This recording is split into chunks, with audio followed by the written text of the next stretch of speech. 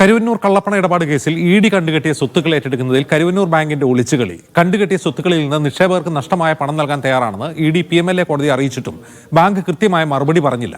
സമാനമായ തട്ടിപ്പ് നടന്ന കണ്ടല സഹകരണ ബാങ്ക് ഇഡി കണ്ടുകെട്ടിയ സ്വത്തുക്കൾ ഏറ്റെടുത്തിരുന്നു. നിതിൻ സേവ്യർ വിവരങ്ങളുമായി ചേരുന്നു. നിതിൻ, ഈ കലിംഗ് സംവാദത്തിൽ ആനന്ദവല്ലിക്കുണ്ടായ ദുരനുഭവത്തിന്റെ പശ്ചാത്തലത്തിൽ ഇത് വളരെ നിർണായകമായ ഒരു വാർത്തയാണ്. എന്താണ് ഇഡി അറിയിച്ചിട്ടുള്ളത്? എന്തായിരുന്നു ബാങ്കിന്റെ നിലപാട്?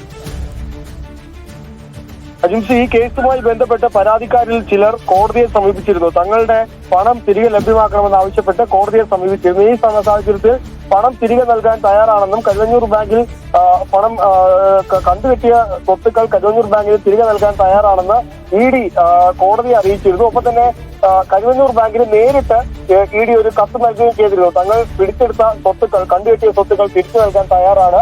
അത് ഏറ്റെടുത്ത് പണം നഷ്ടമായവർക്ക് ബാങ്ക് തന്നെ അത് തിരികെ നൽകണമെന്നായിരുന്നു ഇഡി നൽകിയ കത്തിലുണ്ടായിരുന്നത്. പക്ഷേ ഇതിനായി സ്വത്തുക്കൾ ുള്ള സന്നദ്ധത ബാങ്കിനെ നേരിട്ട് അറിയിക്കുകയും ചെയ്തിരുന്നു. പക്ഷേ ഇത് മാസങ്ങൾ പിന്നിട്ടിട്ടും, അതായത് ഇപ്പോൾ ബാങ്ക് കൃത്യമായി ഇവരെ അറിയിച്ചിട്ട് ബാങ്കിനെ കൃത്യമായി ഇഡി കാര്യങ്ങൾ അറിയിച്ചിട്ട് മാസങ്ങൾ പിന്നിട്ടുണ്ട്. പക്ഷേ ഒരു മറുപടി ബാങ്ക് ഇതുവരെ നൽകിയിട്ടില്ല.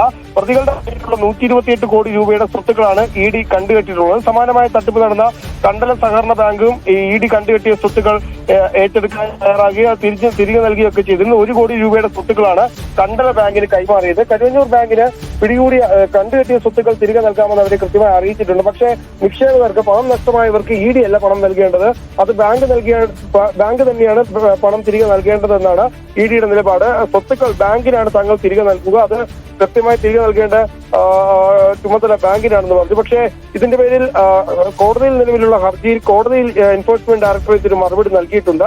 ആ മറുപടിയിൽ കൃത്യമായി തിരികെ നൽകാൻ തയ്യാറാണെന്ന് അറിയിച്ചിട്ടുണ്ട്. ഒപ്പം തന്നെ നേരിട്ടും കരുവന്നൂർ ബാങ്ക് അധികൃതരെ നേരിട്ടും അറിയിച്ചിട്ടുണ്ട്. പക്ഷേ മാസങ്ങൾ ഇത്രയായിട്ടും ഈ സ്വത്ത് തിരികെ വാങ്ങുന്നതുമായി ബന്ധപ്പെട്ട് ഇഡിയുമായി ബന്ധപ്പെടാനോ ഇതിലൊരു തുടർ നീക്കം നടത്താനോ അല്ലെങ്കിൽ കോടതിയിൽ ഇഡിക്ക് മറുപടി നൽകാനോ ബാങ്ക് അധികൃതർ ഇതുവരെ തയ്യാറായില്ല. അതുകൊണ്ടാണ് ഈ നിക്ഷേപകർക്ക് പണം നൽകാൻ വൈകുന്നതെന്നാണ് ഇഡി പറയുന്നത്.